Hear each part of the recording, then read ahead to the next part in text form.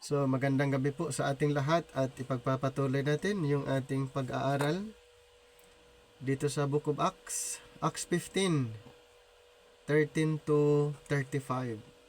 So ang pinaka issue regarding the Gentile liberty recognized by the church at Jerusalem.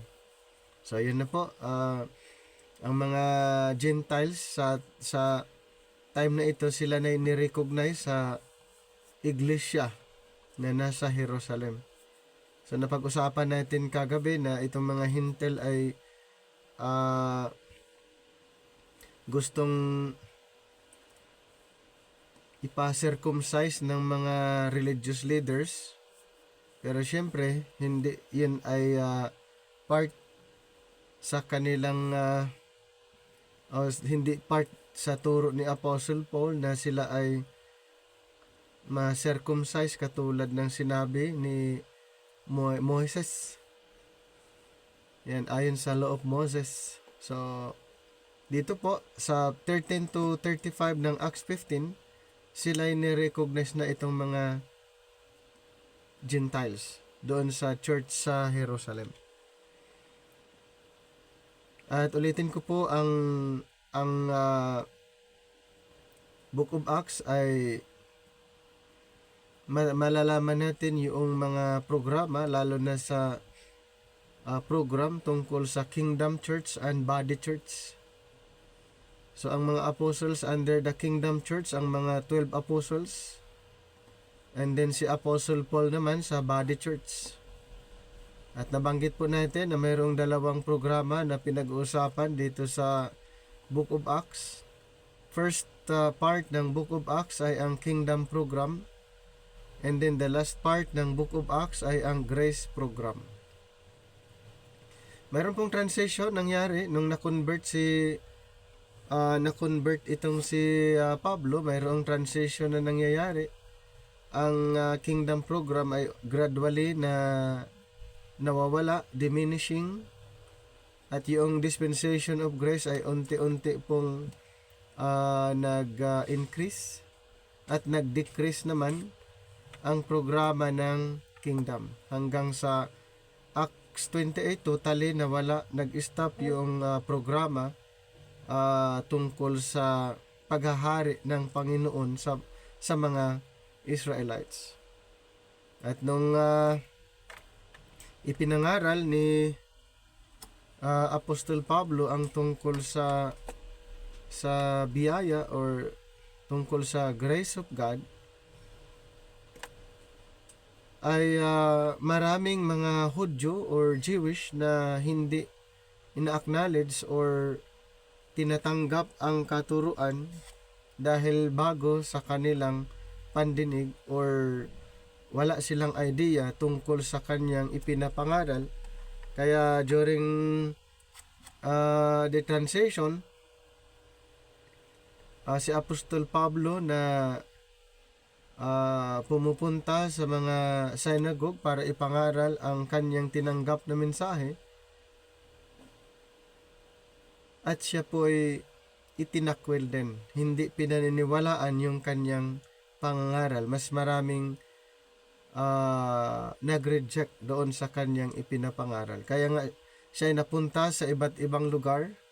Katulad ng nabanggit natin nga, sa pumunta din siya ng Antioch, Iconium, Derbe, Lystra, Jerusalem at iba pa ang kanyang mga pinupuntahan. Pero ang kanyang mission, alam po natin at napag-aralan natin, ang mission talaga niya bilang apostol ay maipangaral ang gospel of grace sa lahat, maging Hudyo o mga Hintel. So yun po ang kanyang mission, maipangaral niya ang gospel of the grace of God. At wala siyang pinipili kung sino yung kanyang pangangaralan. Basta ang purpose ay kanyang maipangaral, to make all men see what is the mystery. At ganun din po yung ating mission, ay maipapangaral po ang gospel of the grace of God sa lahat. At wala po tayong pinipili kung sino ang ating pangangaralan, Basta ang motive natin, ang purpose natin katulad ng purpose ni Apostol Pablo ay kanya lamang maipangaral ang gospel of the grace of God. So, since na si Apostol Pablo ay wala na, sino yung mga gagamitin ngayon na para maipangaral ang gospel of grace? Siyempre, tayo. Tayo na mga nag-aaral ang gagamitin ng ating Panginoon para maipangaral ang gospel of the grace of God. At yun nga po, pinag-aaralan natin kung papaano natin i-introduce ang ebanghelyong ito dahil sa panahon natin ngayon, marami pong mga nag-claim na sila ay believer, maraming mga nag-claim na sila ay mananampalataya. So ngayon, papaano natin mai-introduce sa kanila kung talagang sila ay mananampalataya sa ating Panginoon at ano yung gospel ang kanilang pinaniniwalaan. Tandaan po natin, mayroon pong gospel of the kingdom, mayroon pong gospel of grace. So, alin po doon sa dalawa ang pinaniniwalaan ng isang tao para siya tatawaging believer or believers, grace believers? So, mayroon bang kaligtasan na ang kanyang pinaniniwalaan ay ang gospel of the kingdom, a gospel without the cross? So, ibig sabihin, ang gospel, ang ebanghelyo na hindi isinasama ang finished work ng ating Panginoon, yan po ay gospel of the kingdom. So, kung ito po ay paniniwalaan, halimbawa sa panahon natin ngayon, na basis para ang tao ay maligtas, actually hindi po siya maligtas. Bakit po hindi siya maligtas? Dahil ang kanyang pinaniniwalaang gospel ay without the cross, without the message of the cross. Sa panahon po natin ngayon, ang mensahe na dapat maipapangaral ay ang finished work ng ating Panginoon sa cross. Kaya nga salvation by grace, salvation totally by the grace of God, siya ang nag-perform para maligtas ang tao kung ito'y paniniwalaan. At yan nga ang isa sa mga ipinapangaral ni Apostol Pablo during transition, last part ng Book of Acts, ay kanyang ipinapangaral po ang gospel of the grace of God. Kaya, siya ang apostol na pinagkatiwalaan ng dispensation of grace ayon sa Ephesians chapter 3, 1-3. Sa kanya po ipinagkatiwala ang dispensation of grace na ito po ay mystery noong una. Bago palikhain ang sanlibutan, ang dispensation of grace ay mystery. In Romans chapter 16:25, doon po mababasa natin na ang Panginoon mayroon siyang isang programa na nakatago sa loob ng maraming panahon at ito'y kanyang ipinagkatiwala kay Apostol Pablo. Kaya bakit sinasabing mystery, the dispensation of mystery? Yes, dahil mystery nung hindi pa na-convert ang kanyang pinagkatiwalaan. Ito ay nakatago nung hindi pa naligtas yung kanyang pinagkatiwalaan. Kasi doon lang po inilathala, ipinagkatiwala, inireveal nung naligtas ang kanyang pinagkatiwalaan at walang iba si Apostol Pablo. Siya po ang pinagkatiwalaan ng programa. Kaya hindi pwede na ang tinanggap niyang katuruan ay hahaluan ng ibang katuruan. Hindi po pwede. Kung ano yung tinanggap niya, yun yung ebanghelyo para sa panahon ngayon. Huwag nating ihalo ang mga katuruan na hindi tinanggap ni Apostol Pablo sa panahon natin ngayon. Karamihan ay kumukuha ng mga mensahe sa Matthew, Mark, Luke, and John, Hebrews to Revelation, Genesis to the Book of Malachi, at gagawin nilang katuruan sa panahon natin ngayon. Tandaan po natin, outside the writings of Apostle Paul, ang mga writings na yon is sinulat for our learning according to Romans 15 verse 4, 1 Corinthians 10:6 and verse 11. For learning purposes lamang po. So hindi siya pwedeng gagamitin na katuruan under the dispensation of grace dahil mayroon na pong katuruan para sa panahon natin ngayon at ito'y inirevealed ng ating Panginoon kay Apostol Pablo. Kaya nga sumulat siya ng 13 epistles. 13 epistles ay enough na po na maunawaan natin kung ano ang programa ng Panginoon under this present time. Kompleto na po yung 13 epistles. Kung alamin natin yung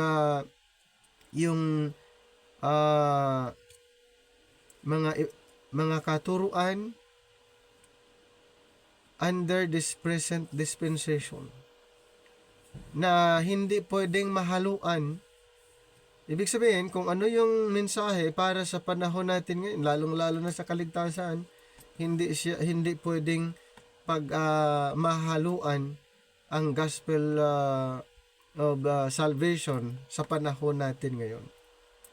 Dahil ang salvation under the dispensation of grace, totally by grace. Ito po'y ginawa ng Panginoon. Ang Panginoon mismong nag-perform para ang tao pag naniniwala siya ay maligtas. So, sa Book of Acts, ayan po, talagang makikita natin na may mga changes sa programa ng ating Panginoon na dati siya nakafocus sa mga Israelites at dito po sa ministry sa time ni Apostol Pablo, ang mga hintel ay kasama na po at nirecognize ng mga kingdom believers. So the Gentile liberty recognized by the church at Jerusalem. So James declares the decision, and after they had held their peace, James answered, saying, Men and brethren, hearken unto me. And then Simeon hath declared how God at the first did visit the Gentiles. Okay? God at the first did visit the Gentiles to take out of them a people for his name. And to this agree the words of the prophets, as it is written, After this I will return, and will build again the tabernacle of David, which is fallen down, and I will build again the ruins thereof, and I will set it up, that the residue of man might seek after the Lord, and all the Gentiles upon whom my name is called, saith the Lord, who doeth all these things.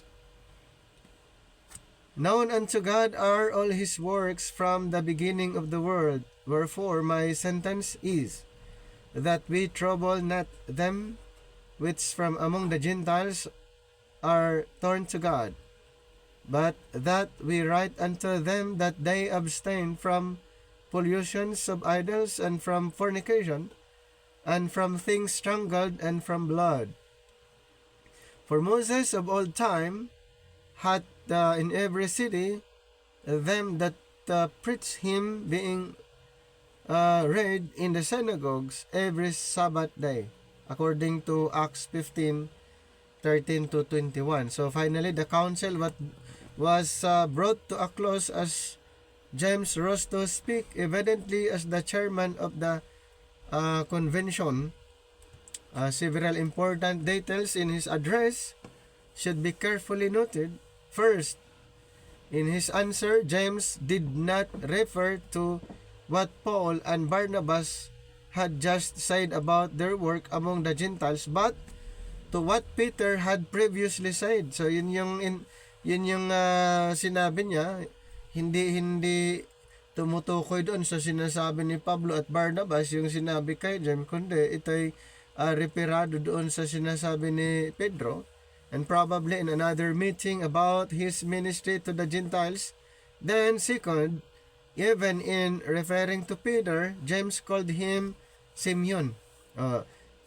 Simeon or Peter, isang tao lang po ito, using his earthly name rather than Peter, uh, the name which our Lord had given him in connection with his superiority over the 11 in Matthew 16:17 to 19. So, malinaw po, yun yung sinabi ni James in relation doon sa sinabi ni Pedro, hindi yung sinabi ni Apostol Pablo. So, third, he handed down the final decision as his own. So, the words, my sentence is, should read, I decide, and the I is emphatic in the original. So, strong had James' position become among the believers of Judea that none seemed to recall the fact that the Lord himself had trained and commissioned Peter for the work and had appointed him their leader, but God was graciously overruling. So sa puntong ito makikita natin yung kumbaga si James yung in charge. Kaya nga siya yung sa mga discussion dito sa Jerusalem Council, si James ang isa sa mga nangunguna dito. And then referring back to Peter's account of his visit to Cornelius and his household, James points out that this was in harmony with in the Greek for agree is saponeo, from with and sound prophecy, or quoting from Amos 9. He points out that the tabernacle of David was to be rebuilt, that the residue of men might seek after the Lord, and all the Gentiles upon whom my name is called, says the Lord, in verse 17. So, may mga Gentiles ba na mga convert din at tumatawag sa Panginoon, o may mga Gentiles ba na pumupunta din sa mga synagogue that time, o during the time of David or time of Moses or under the time past? Mayroon po yung mga Gentile convert or yung tinatawag na mga proselyte. So kasi may mga tinatawag na proselyte sa panahon noon. Kaya pumupunta din po sila sa tabernacle or sa temple. Okay? So, whether James meant to contend that the salvation of the Gentiles under Paul was part of the kingdom program and that these Gentiles were to be subject to Israel would perhaps be hard to determine. To be sure, this was not a further developments of the kingdom program for the seeking remnant, and the called Gentiles of Amos 9 were spoken of in connections with the rebuilding of the tabernacle of David, which was to take place. So in that day, that the day of the Lord, certainly the tabernacle of David was not being rebuilt when James spoke. Indeed, the possibility of its being rebuilt in his day was becoming more and more remote. Certainly, the passage in Amos is not being fulfilled in our day. So malinaw po yan kasi yung prediction regarding the rebuilding ay hindi po sa panahon natin ngayon during the dispensation of grace, at hindi yan ang issue during the Jerusalem Council, and nor did James say it was being fulfilled then, doubtless overruled by God. James simply said that the conversion of the Gentiles was in harmony with what the prophets had said. We can say as much about the conversion of Gentiles today, for while this is not a fulfillment of the prophetic program, marami mga na-convert na mga Gentiles under this present dispensation, pero ito po ay hindi reperado sa fulfillment doon sa prophetic program. So the fact remains that God had promised to send salvation to the Gentiles, and He did send it to them in spite, of course, of Israel's refusal to become the channel of blessings, but he did send it. This explains such passages as Acts 13, 46, 47 and Romans 15, 8, 8 to 16. So the fact pointed out by James that God first visited the Gentiles through Peter.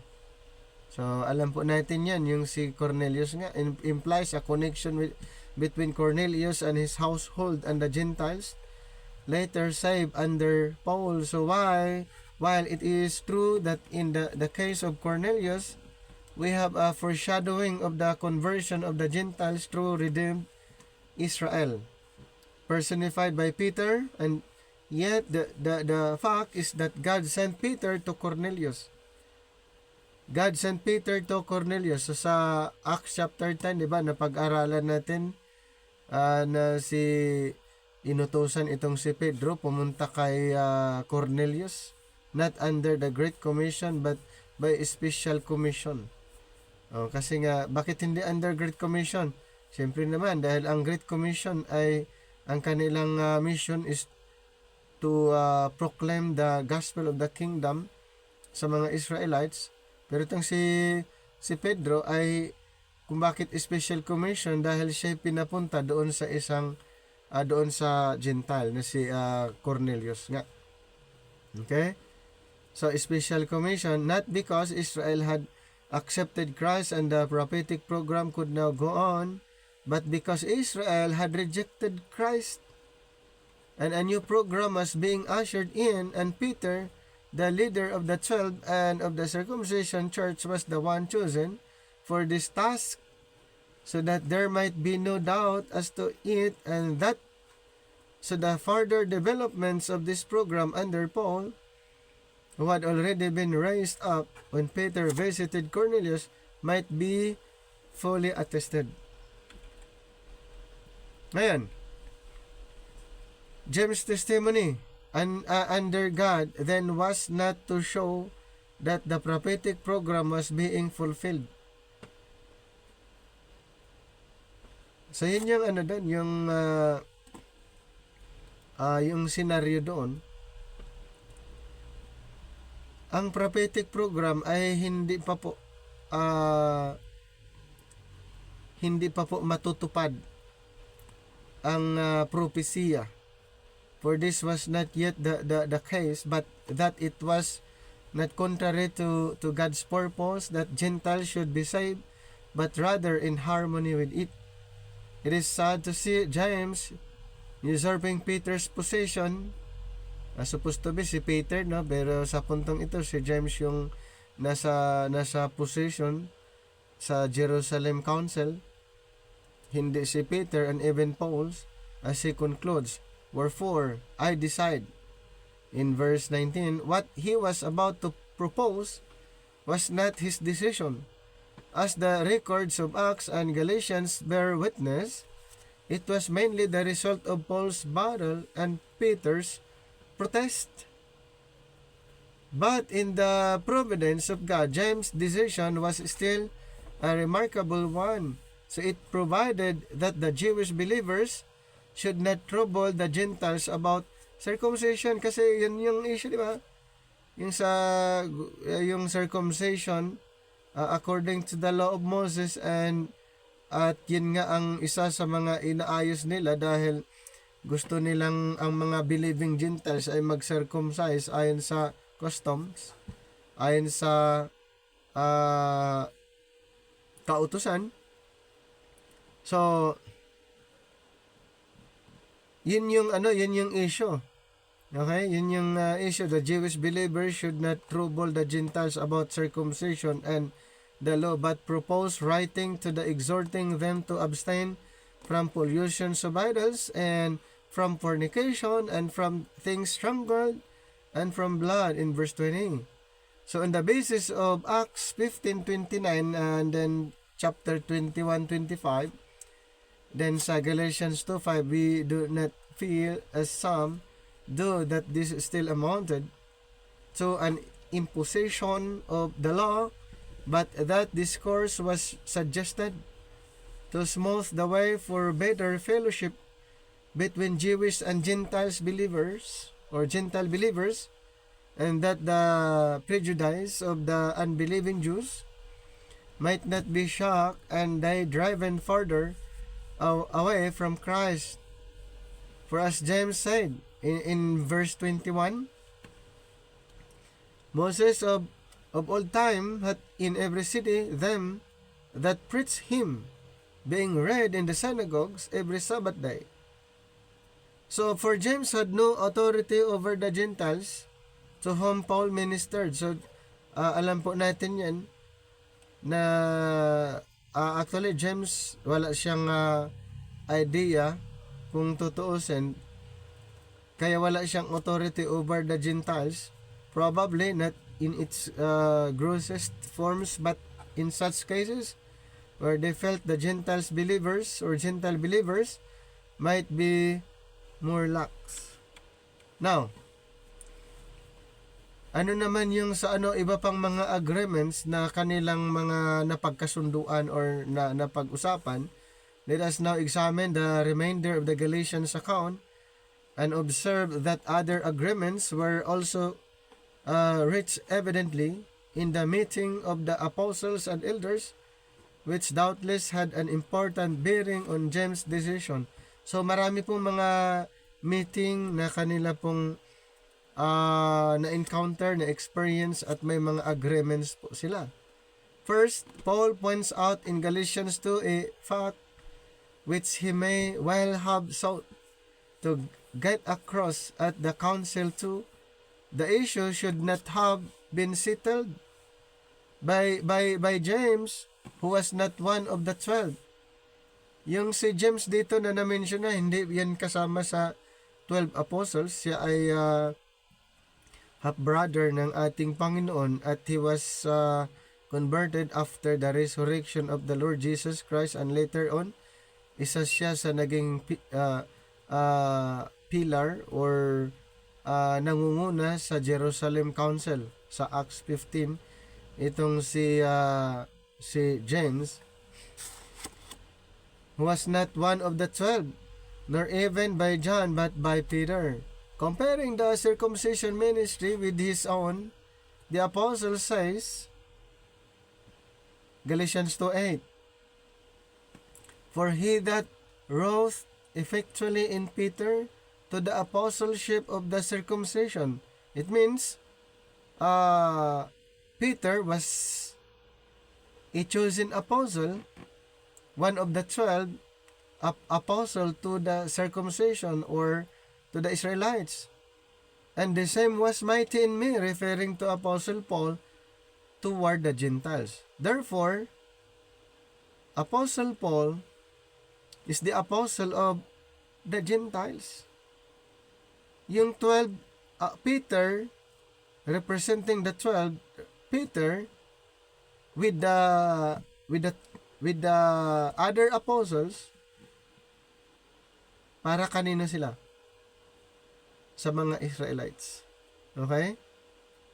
Dito, mayroon na silang agreement, Dito sa Galatians 2, actually 7 and 8, mayroon silang agreement na ang mga apostol ay doon sila mangangaral sa mga Israel, sa mga circumcision. And then Apostle Paul, siya ay apostol, pinili ng Panginoon, apostol para sa mga hintal. So mayroon na silang usapan. Pero ito yung nakakalungkot, sa panahon natin ngayon, mas sinusunod ng mga Gentile believers ngayon yung teaching ng mga dosing apostol, yung katuruan na ipinapangaral ng mga apostles, tapos ini-ignore nila si Pablo na siya pala yung apostol ng mga hintal. Marami pong mga group of denomination, group of organization, ini-ignore nila si Apostle Paul. Hindi nila kilala kung sino si Pablo, ano ba ang papel ni Pablo, and bakit siya ay nasa Biblia. Marami pong hindi nila recognize na si Pablo ay apostol ng mga hintel. Hindi pa nga kilala ng iba na si Pablo ay apostol. Ang kilala lang nila yung 12. Kaya pala ini-ignore lang nila na si Apostol Pablo, hindi nila alam na si Pablo ang apostol natin. Romans 11:13, 1 Timothy 2:7, 2 Timothy 1:11.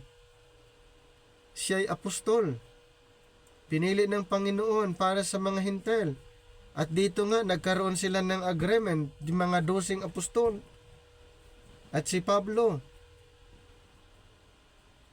At ang mga 12 apostol, ang focus nila, ayon dito sa agreement, doon sila sa mga Israelites. Doon sila sa circumcision. Doon sila mangaral. Doon sila mangaral sa mga Israelites. At si Apostol Pablo naman ay mangaral doon sa mga hintel. Dahil, yun naman ang marching order na kanyang tinanggap. Di ba? Ang marching order na tinanggap ni Apostol Pablo ay mangaral siya sa mga hintel. At yung mga 12 apostol na katanggap ng marching order na mangangaral sila sa mga Israel. So yun yung gusto nating linawin. Bakit maraming mga nagsasabing believers sa panahon natin ngayon na ang kanilang sinusunod ang mga 12 apostol, ang turo ng mga 12 apostol ang kanilang in-embrace o ipinapangaral, tapos inaangkin nila na ang mensahe ay sa kanila din. Ibig sabihin, hindi malinaw sa kanila kung ano ba ang mensahe para sa panahon natin ngayon. Sa madaling salita, hindi clear sa kanila ano bang mensahe ang dapat nating ipapangaral. Ang 12 mga apostol, hindi nila ipinapangaral ang good news ng cross.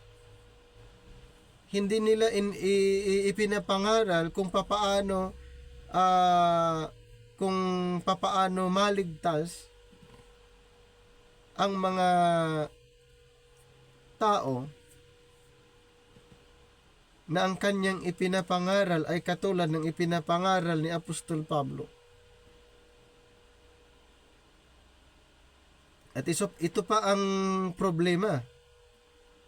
Hanggang ngayon, pinaniniwalaan, inaangkin yung mga katuruan na ipinapangaral ng mga 12 apostol, na yung programa ng mga 12 apostol, yung programa na yun ay nag-stop temporary. Anong sabi sa Acts 28:28? That the salvation of God is sent unto the Gentiles, maging sa Romans 11:11. The salvation is sent unto the Gentile to provoke Israel to jealousy. Ngayon,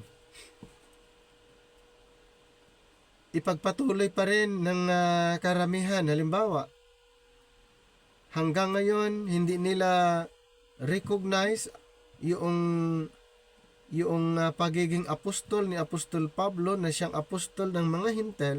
Karamihan ay doon pa rin. Effective pa ba yung mga katuruan under the kingdom program?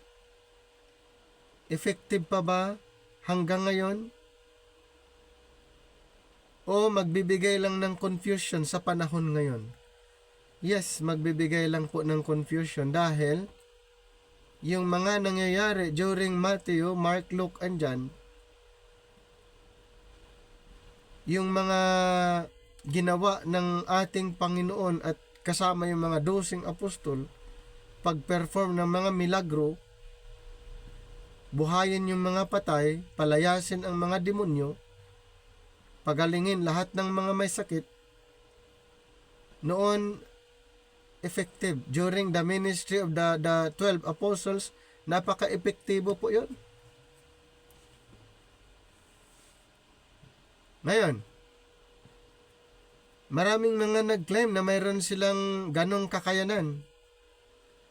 Mayroon bang natulungan katulad ng nangyari doon sa Matthew, Mark, Luke, and John? First part ng Acts? Wala po. Wala. So, dapat maunawaan natin ang programa ng ating Panginoon na may changes.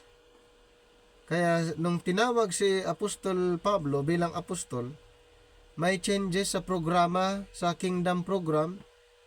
At ito nga, sa puntong ito, nagkaroon sila ng agreement. Hindi sila magkasundo sa kanilang pangangaral, lalo na sa circumcision at yung iba pang mga ritual katuruan. Hindi sila magkasundo ang mga apostol at si Apostol Pablo. Dahilan na mayroong Jerusalem Council. Nag-usap sila, nagkaroon sila ng mga agreement. Ang si Apostol Pedro doon sa mga Israel. At si Apostol Pablo naman sa mga Hintil. Yet as we say, God was overruling, for the apostle declares that they saw that the gospel of the uncircumcision had been committed to Paul. Malinaw po yan.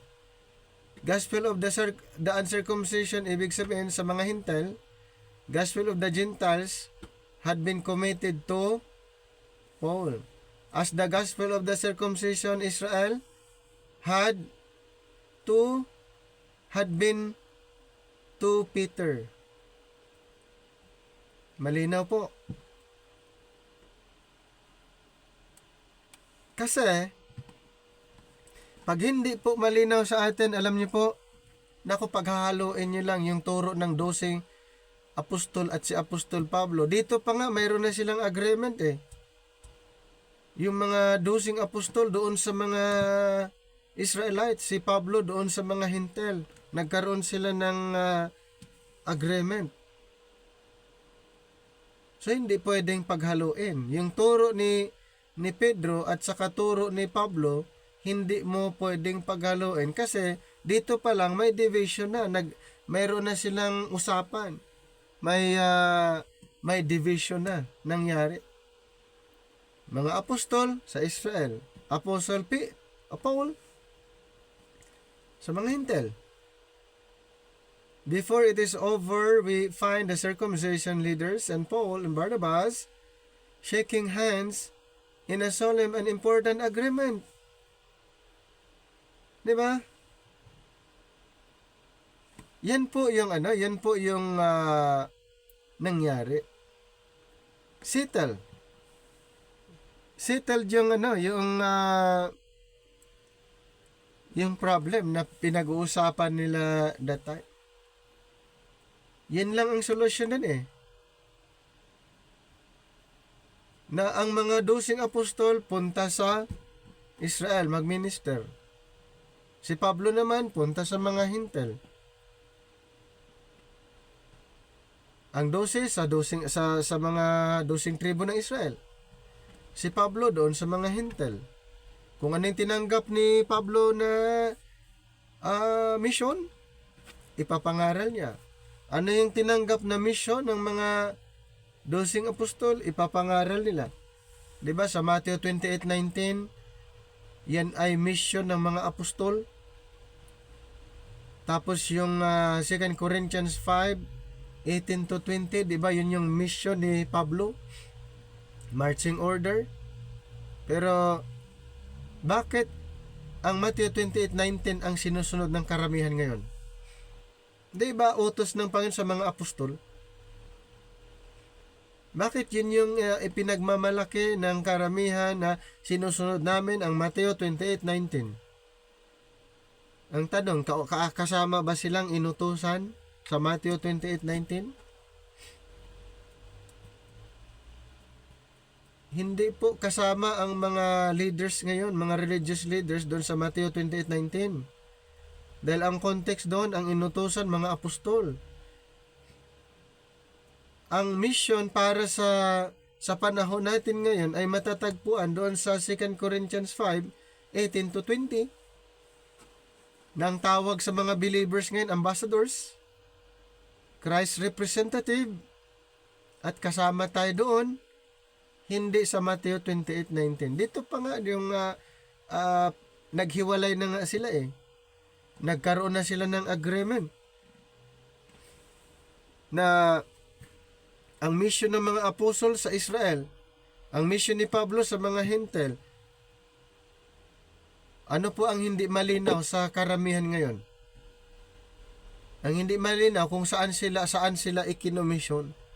Ang hindi malinaw kung kasama ba sila doon sa Matthew 28:19 or doon sila sa 2 Corinthians 5:18-20. Nakuha nyo? Nakuha nyo yung point doon na dito pa nga mayroon na silang nag-divide na sila, na nagkasundo na sila. So yan po yung dapat nating yung i-consider kung tayo ay nagmi-mission, tayo ay nagmi-ministry. First na i-consider natin, sino ba ang apostol natin? Kasi pag alam natin yung apostol natin, kung ano yung mission niya, mission na rin natin. Diba? Kung alam mo ang apostol mo, at kung anong mission ng apostol mo, mission mo na rin. Bakit Mateo 28:19? Ng apostol doon, yung mga apostol. Na mga apostol doon para sa Israel. Ibig sabihin, yung 12 apostol mo para kasama ka sa mission nila. Yan yung isa sa mga gusto nating linawin dito. Kung alam natin kung sinong apostol natin, kung anong mission niya, mission na rin natin. Kasama tayo doon. Kaya nga sabi ni Pablo, follow me as I follow Christ. Bakit niya sinabi yun? Yes, kasi yung mission parehas. Kung ipinangaral niya ang Panginoon according to the revelation of the mystery, ganun lang din po tayo. Ipapangaral din po natin yon. Kung ipinapangaral niya ang salvation by grace, ganun lang din. Kung si Pablo ang unang miyembro ng katawan ni Kristo, tayo ay miyembro din. Nakuha nyo? Kailangan malinaw sa atin kasi dito sa Acts mayroon na silang kasunduan ang mga 12 apostol at si Pablo, pero doon lang tayo nagkaroon ng problem yung sa ministry, kung anong gospel ang ating dapat ipapangaral. Yung kingdom gospel or yung grace gospel.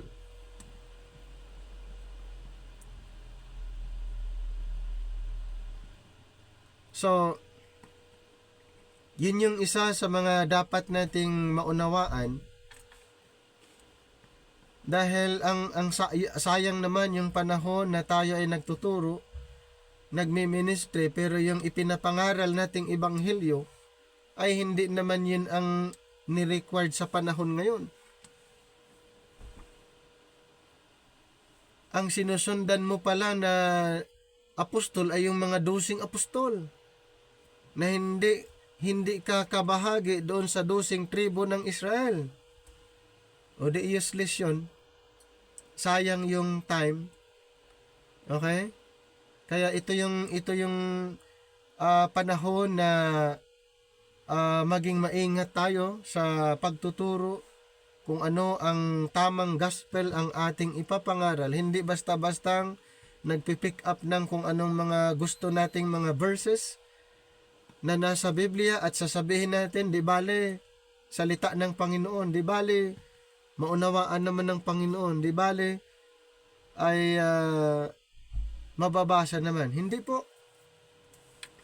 Kaya nga aralin ang Bible rightly divided para hindi maging useless yung ating pangangaral. Kailangan kung ano yung ni-required sa panahon ngayon, yun ang dapat ipapangaral. Napaka-istrikto po ni Apostle Paul. Ang sabi sa Galatians 1:8-9, pagasumpain ang mga magtuturo ng ibang katuruan. Ano yung ibang katuruan? Ibig sabihin, iba sa kanyang ipinapangaral.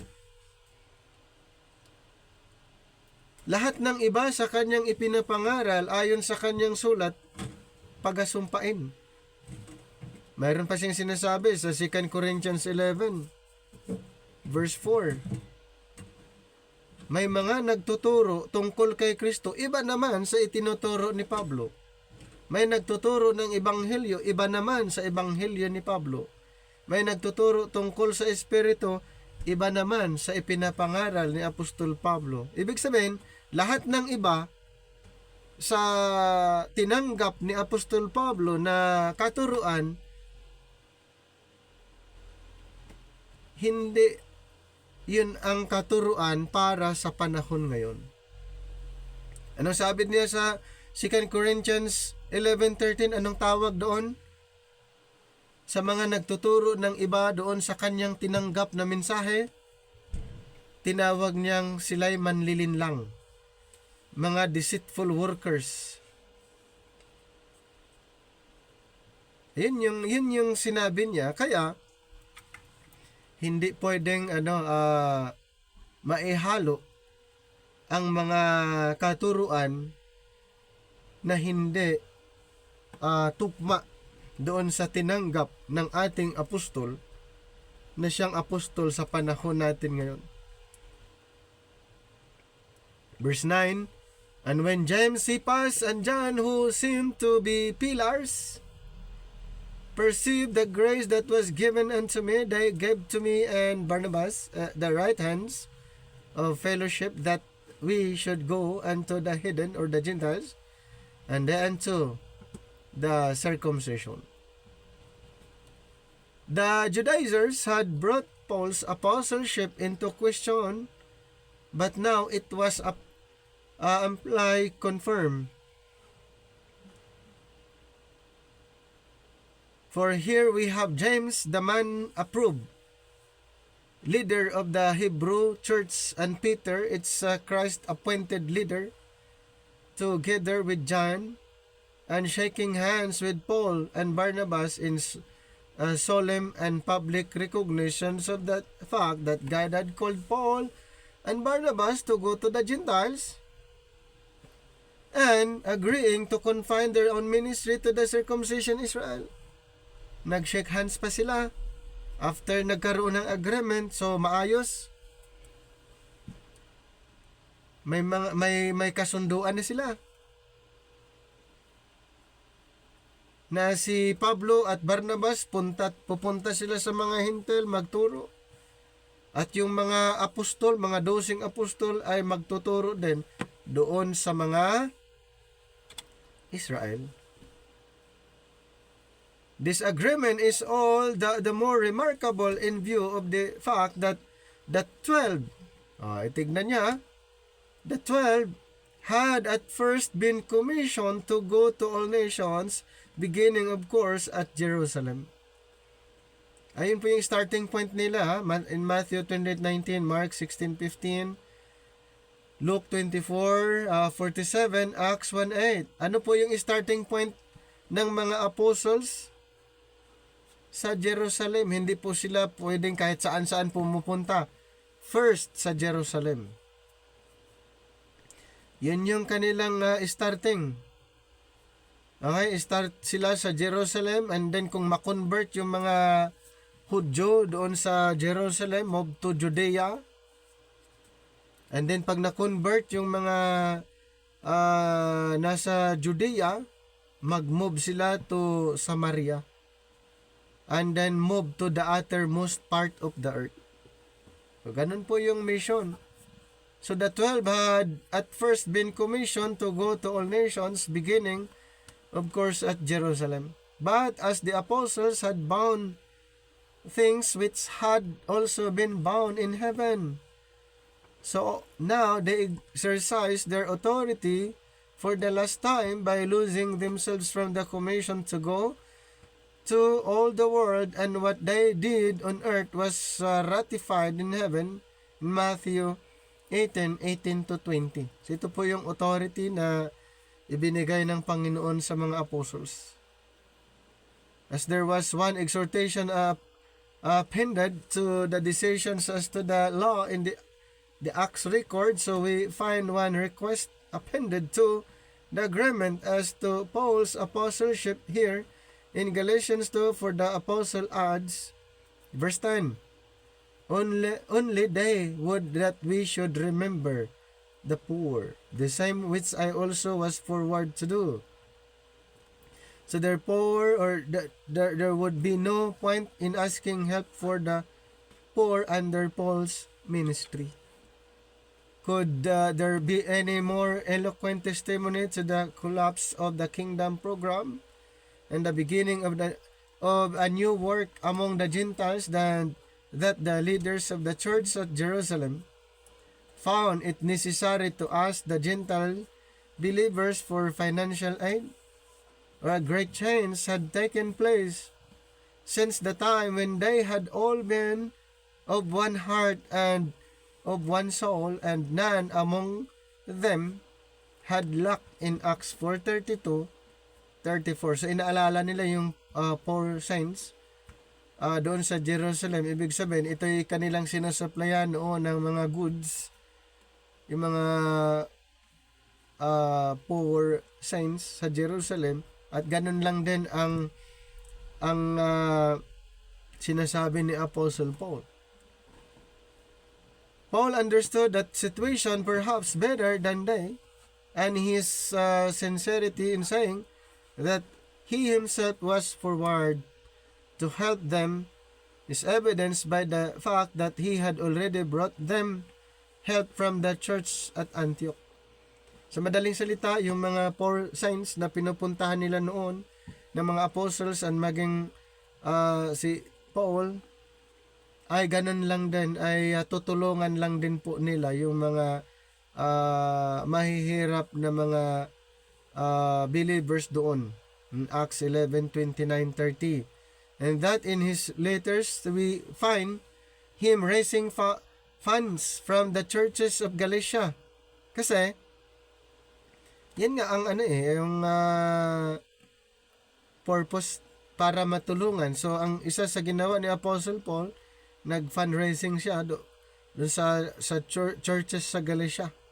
At yun ay kanilang sinusuportahan. At ang record sa 1 Corinthians 16:1-3, the Church of Macedonia. 2 Corinthians 8:1-4, and then the churches of Achaia in 2 Corinthians 9:2, and to help the poor saints. Saan? Sa Jerusalem. According to Romans 15:26. So tinutulungan nila yung mga believers doon sa Jerusalem when it comes sa financial at yung iba pang tulong na kanilang ginagawa. Now, dito tayo sa letter to the Gentiles. Then, please eat the apostles and elders with the whole church to send chosen men of their own company to Antioch with Paul and Barnabas, namely Judas, surname Barsabas. So, Judas, surname Barsabas, and Silas, chief men among the brethren. And they wrote letters by them after this manner. The apostles and elders and brethren sent a greeting unto the brethren which are of the Gentiles in Antioch and Syria and Cilicia.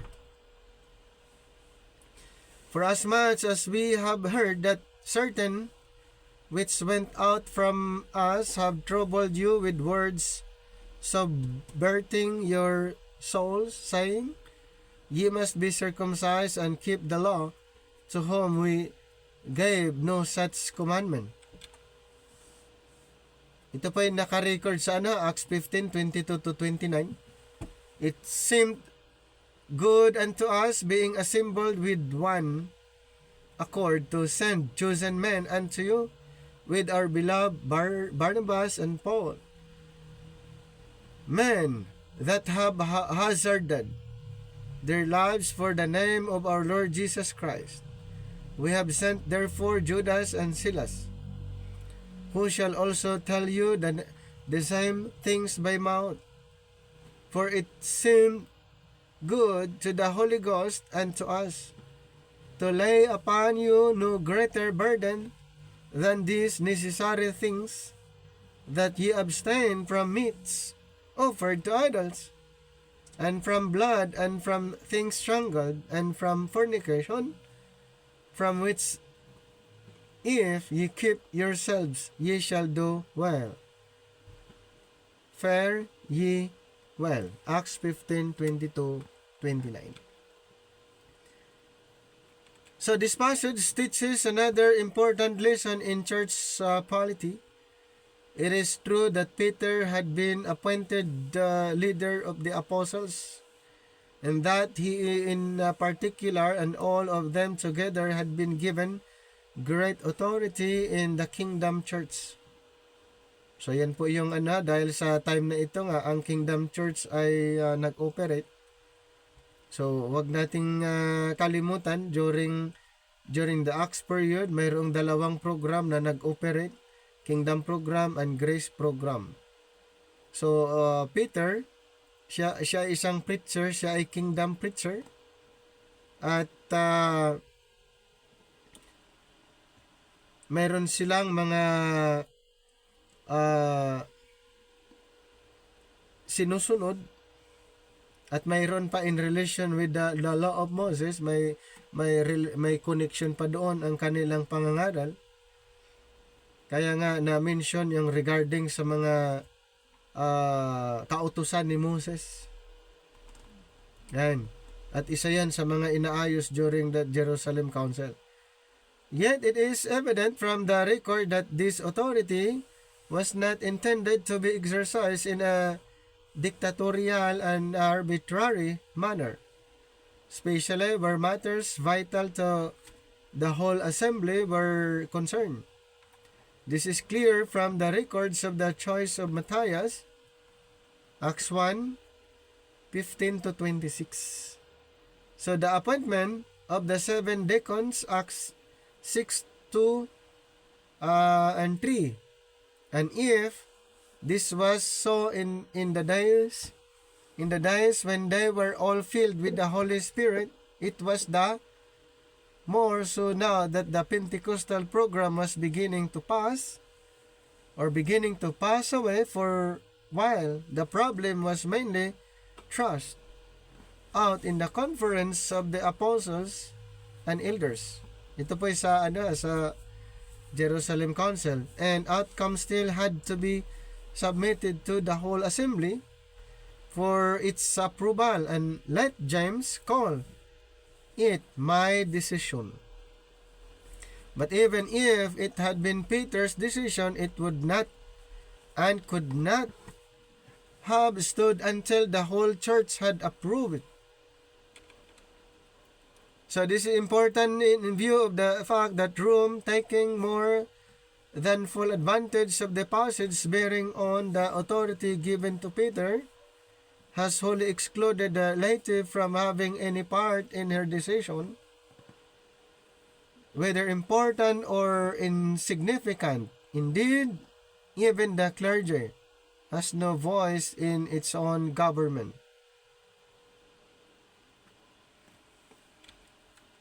So yun yung isa sa mga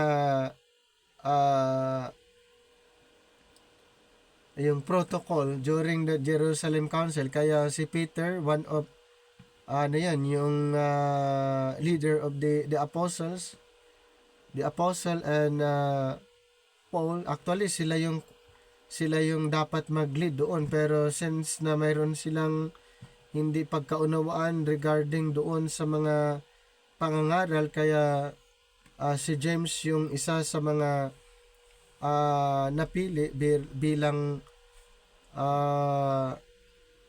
na namamagitan or deciding person doon sa Jerusalem Council, at si James na na-mention doon ay hindi siya part ng mga apostle. Siyempre, para walang bias. Okay, kasi ang issue dito yung ministry ng 12 apostol at si Apostol Pablo, so hindi pwede na isa sa mga magde-decide ay kasama sa 12 at hindi rin yung sa side ni Apostle Paul, kasi yun ay may mga discussion yan sa council. So dapat outside doon sa kanilang group ang qualified, at isa doon si James na namamagitan at nagde-decide doon sa council.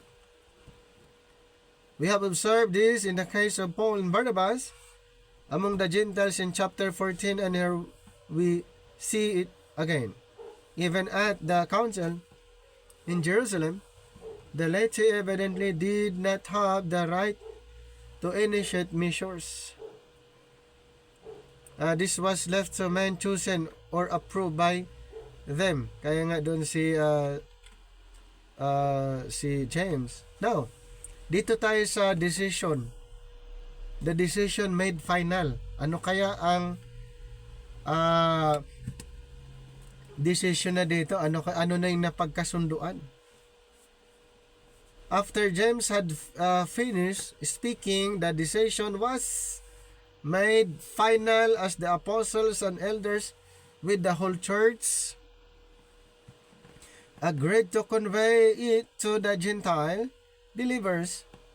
This now had to be done in a way that would leave no question as to its authenticity or finality.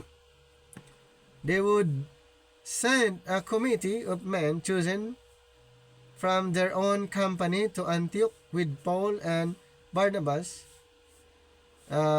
bearing a written notice of the decision, which they together could vouch for by word of mouth. This committee was composed of, nandun na si Judas, Judas Barsabas. Isang lang ito. Yun yung mayroon silang committee na. Ito na yung sa ni James. Mayroon siyang committee na magde-decide. Kasi si James yung nangunguna dito eh. Ayan. Kaya siya yung mayroon siyang committee. Perhaps related to Joseph Barsabas. In Acts 1:23, having the same surname, and Silas, both were chief men among the brethren, and their word would be respected. This notice is most interesting to examine. Its various parts seem to show the influence of several of the leaders who evidently helped compose it. So the communication was addressed specifically to the Gentiles brethren in Antioch and Syria and Cilicia. Verse 23. This is doubtless because the question about circumcision. Okay, yun yung issue dito sa Jerusalem Council. Ito yung pinaka main issue circumcision. And the law had spread to the region bordering Antioch, where Paul had labored probably before and possibly during his year's stay at Antioch. Acts 11:25, 26, and then Galatians 1:21 and 22. The written decision of the council. So, sino yung mga nasa council?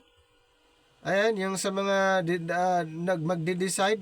Sila Judas Barsabas, Joseph Barsabas. At yun nga, yung iba pa. So, the written decisions of the council was in itself a great victory both for the Gentile believers and for Paul. Opening with a hearty greeting from the apostles and elders and brethren at Jerusalem, it explained that they had heard that certain of their own number had gone to Antioch, troubling the Gentile believers there and subverting their souls, and assured them that this man had received no command from them to go. O ganun palang ginagawa, no? Parang dinidisturbo nila mga Gentile believers doon sa lugar na yon. Yan. Yun yung kaya nagkaroon ng kaayusan dahil may mga Jewish mga Jews o Judaizers o ano man ang mga anong organization sila, pero ang nangyari ay ginugulo nila yung mga Gentile believers doon at gusto nila na itong mga Hintel, mga believing Gentiles ay magpa-undergo ng circumcision ayon sa kautusan ni Moses. So the word "sus" has been incorrectly supplied in verse 24. The meaning is not that the church at Jerusalem had not commissioned them to say. Hindi pala sila kinomission yung church sa Jerusalem na ganun ang kanilang gagawin sa mga Gentile believers. Hindi sila ikinomission. Talagang malaking problema nga. Malaking problema dahil hindi sila ikinomission, tapos gusto nila na ang mga Gentile ay magpa-circumcise ayon sa kautusan ni Moses. In comparison with these troublemakers, the letter went on to speak of chosen men sent with our beloved Barnabas and Paul, men that have hazarded their lives for the name of our Lord Jesus Christ. These chosen men sent to confirm their statement. So this gracious testimony to the character of Barnabas and Paul clearly implied that their words should be accepted and their authority respected by the Gentiles. As to the actual decisions of the council reduced to writing in this letter, several important details should be noted. The church at Jerusalem did not impose the law upon the Gentile believers. So talagang defense. Okay, may mga dito may mga defense na hindi naman nila pinapakialaman or ano man dyan, yung mga Gentile believers. Wala silang sinasabi na ito ang gagawin. So ito yung kasi may mga discussion na nangyari. So kailangang defense yung Church of Jerusalem at yung doon sa mga Gentile convert during the time of Paul. And they could not have done so anyway because they had no jurisdiction over them. Yes, tama naman. Wala naman silang jurisdiction doon sa mga Gentiles. At maging yung mga Gentiles, wala silang jurisdiction doon sa mga kingdom believers. But the point is that had the kingdom program gone on the Gentiles, would have been subject to Israel. Now the church at Jerusalem makes it clear that this is not the case. The necessary things in which the Jerusalem church did exhort them were not works of the law, which they sought to bind upon the Gentiles after all, but things which they felt the Gentile believers should abstain from, so as not to shock the prejudice of the Jews with whom they came into contact in verse 29. So even these details were not put in the form of commands. Matindi nga yung sitwasyon na nangyayari. Kasi siyempre hindi ito recorded. Yung kanilang mga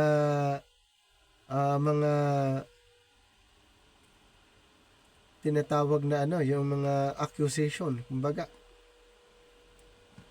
So it was simply suggested that they would do well to abstain from these things for the time being in verse 29. Even if this proved somewhat of a burden, we do not believe, as some do, that Paul agreed to subject the Gentiles to certain legal requirements, and then later repudiated the agreement according to Galatians 2:5 and then Galatians 5:1-3 and then 9. So because of the transition from the kingdom program to that of the present economy, the council's written decision was necessary both to establish Gentile liberty and confirm Paul's apostolic authority among the Gentiles. So matindi pala talaga ang nangyayari during the transitional period. Kasi ang issue na dito ay yung hindi magkasundo ang mga believers, kingdom believers at saka yung grace believers, hindi sila magkasundo talaga sa time na ito during the transition dahil hindi nila alam na ganun ang nangyayari, mayroong transition. Hindi malinaw sa kanila na mayroon palang transition na nangyari from kingdom program to the present economy or to the dispensation of grace. Hindi kaya pala ay mayroong conflict. Di ba? Mayroong conflict na nangyari. So it did not, however, supersede Paul's own God-given authority and commission. He needed no Jerusalem Council to endorse his apostleship. Tama naman. Hindi naman kailangan ang Jerusalem Council to introduce his apostleship. Thus, while he accepted its decision as a satisfactory settlements of the matter in question, he never once refers to this letter in his epistles, not even when discussing the principal matter with which it dealt in Galatians chapter 2. So Paul found higher reasons why the Gentiles and even the Jews should not be under the law in Romans 7:2, Galatians 3:13, and Colossians 2:14. And higher motives for abstaining from anything that might in any way injure others, or whether lost or saved. Romans 14:13-15, 1 Corinthians 8:1, and verse 4, verse 7, verse 9.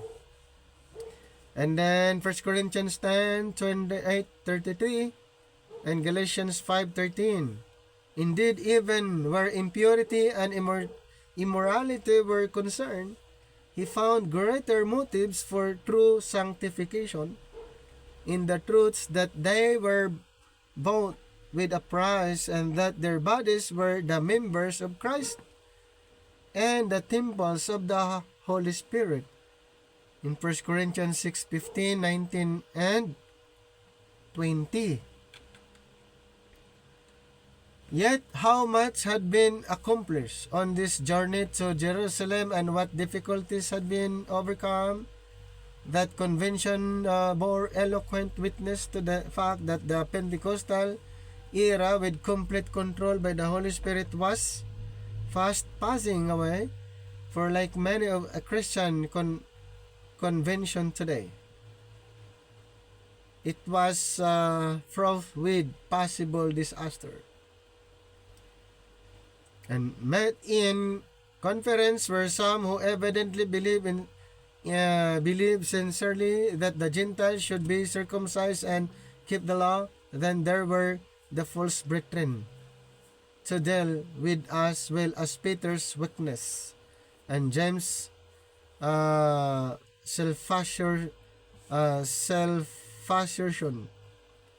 And there had indeed been so much to be apprehensive about, yet the Holy Spirit had graciously and powerfully overruled until both James and Peter with John publicly and officially recognized Paul as the apostle to the Gentiles and the whole church. So nakita niyo yung actually kung tutuusin, hindi na kailangan ang Jerusalem Council para siya i-recognize as apostle, pero may magandang resulta din ng Jerusalem Council dahil later on Paul was recognized as the apostles to the Gentiles. And even the whole church sa Jerusalem, he was recognized.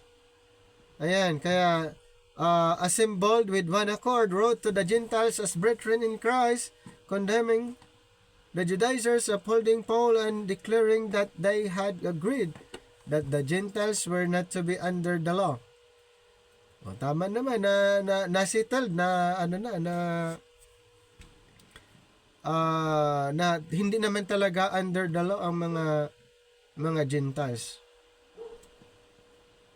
Ang mga Israel ang talagang recipient ng law of Moses.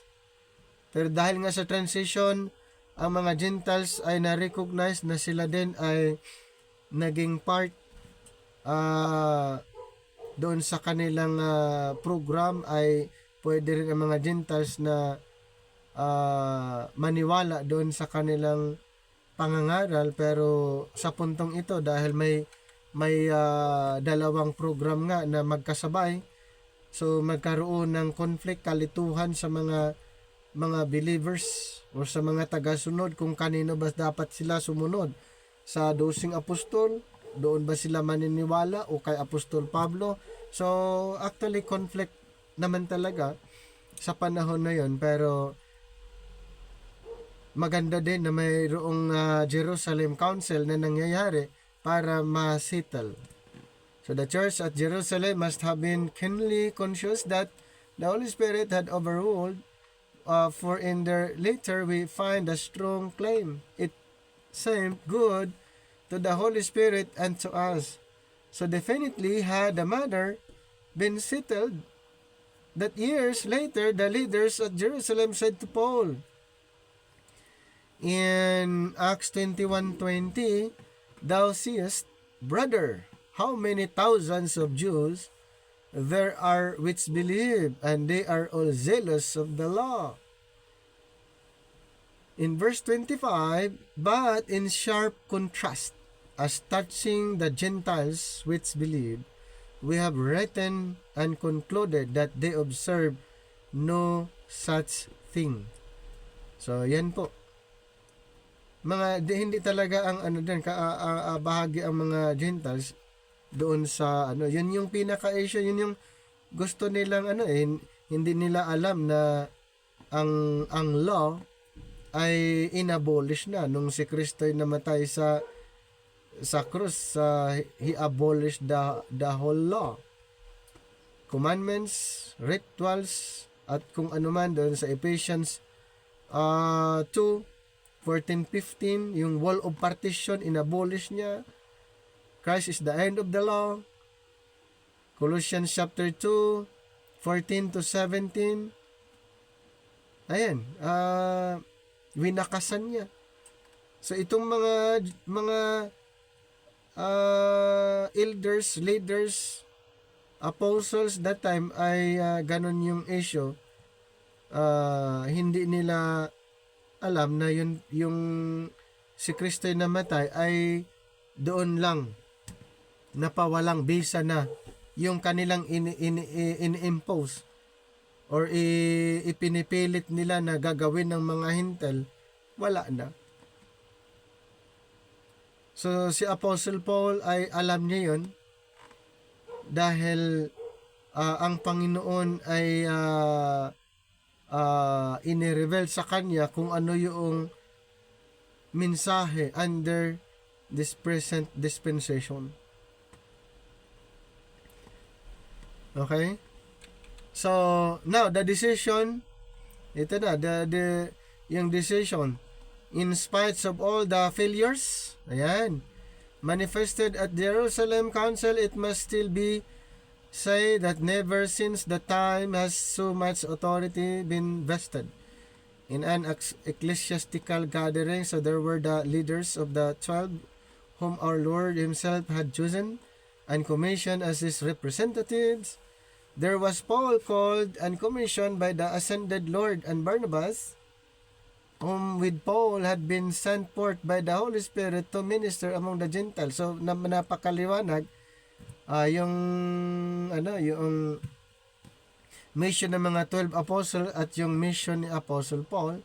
There were others also with greater or less degrees of authority as these representatives of Christ. Then two, the scriptures declare emphatically that the decisions of the council were directed by the Holy Spirit. So, ulitin ko po, yung actually, yung nangyari sa Jerusalem Council ay directed by the Holy Spirit. Kaya naging maayos po yung council. At yung mga nagkakaunawaan na sila, yung mga believers. So, kingdom believers and grace believers. Yet, almost every church council since has repudiated the decision of this council, though this council so emphatically recognized the further revelation given to Paul for the Gentiles with a message that differed from theirs. So, diniscuss na rin natin yan na ang mensahe na tinanggap ni Pablo iba doon sa tinanggap ng mga 12 apostol. Acts 15:9-11, Galatians 2 verse 7. And though they agreed fully and finally that the Gentiles were to remain what? Under grace, settled. Na nakapagpaliwanag pa si Pablo, nakapag-minister pa si Pablo doon sa Jerusalem Council. Siyempre, inexplain din niya yung part niya, yung side niya. Inexplain din nila Peter yung kanilang side. And then later on, nagkasundo. After, nagkakamayan sila. So finally, the Gentiles were to remain under grace. Hindi na nila, pagsabihan pa na magpa-circumcise sila ayon sa law of Moses. Hindi na. Final na inaprubahan na. The Gentiles were to be remain under grace. Almost without exception, the church has gone back from the Pauline Commission to the so-called Great Commission given to the 11, and council after council has had to deal with questions about the law, baptism, miracles, and 100 other details which never would have come up had the church heeded the decisions of this council and listened to Paul. So, yun yung isa sa magandang resulta dito sa council, at least na-conclude, okay? Na natuldukan. Wala nang susunod pa na ganitong sitwasyon na maghaharap ulit sila para to settle the problem regarding the law of Moses. Hindi na. After dito po, wala na. At tuloy-tuloy na po ang kanilang ministry. Mga 12 apostol sa Israel. Apostol Pablo doon sa mga Gentiles. So yung mga convert during sa ministry ng Apostol Pablo, under grace. Mga convert sa ministry ng mga 12 apostol, under kingdom. Pero hanggang lang sila, Acts 28. Sa Acts 28, tapos na yung transition, no record sa mga 12 apostol na. After Acts 28, wala nang record. Kaya sa Acts 28:28 na kinunclude that the salvation of God is sent unto the Gentiles. Kaya after Acts 28, nakafocus na lang sa mga Gentiles. Yun na lang ang record. Kaya kung mababasa yung Romans to Philemon, more on Gentiles na yung recipient, more on Gentiles kasi yan yung program sa panahon ngayon. Yan yung program sa panahon ngayon, and then after Acts 28 nag-stop na yung programa under kingdom program. Under the prophetic program nag-stop. After Acts 28 nakafocus na lang sa mga Gentiles. So, kailangan maunawaan natin para hindi natin maipaghahalo yung mga katuruan outside sa ipinapangaral ni Apostle Paul, dahil sa ngayon yung mga katuruan na yon ay nag-stop temporary. Hindi siya ineffective sa panahon ngayon, nag-stop. So ang nag-operate na program ngayon ay ang ang dispensation of grace. Ang program na open ngayon ay ang dispensation of grace. Ang gospel na dapat ipapangaral ngayon ay ang gospel of grace. Okay, so hanggang dito na lang ang ating presentation dito sa Book of Acts chapter 15.